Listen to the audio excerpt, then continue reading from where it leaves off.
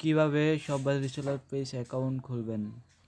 প্রথমে চলে যাবেন আপনার প্লে স্টোরে গিয়ে এখানে লিখবেন শপবাজ রিসেলার পেজ।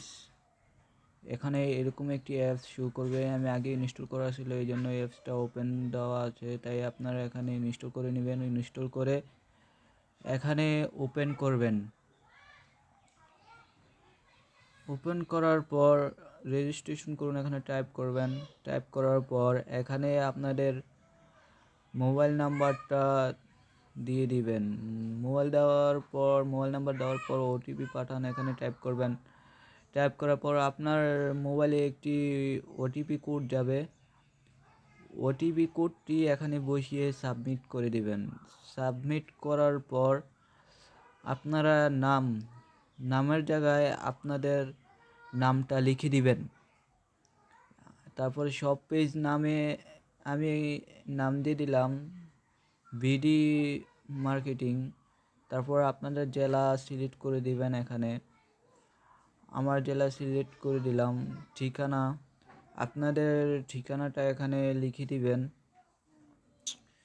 আমার ঠিকানাটা এখানে লিখে দিলাম।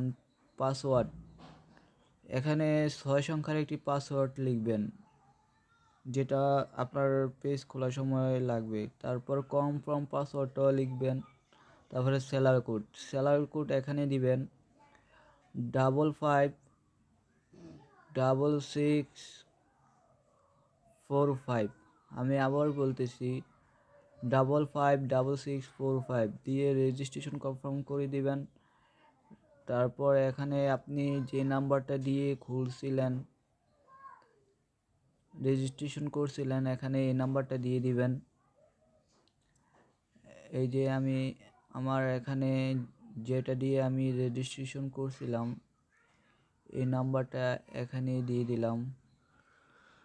তারপর এখানে নাম্বারটা দেওয়ার পর নিচের অপশনে যাব।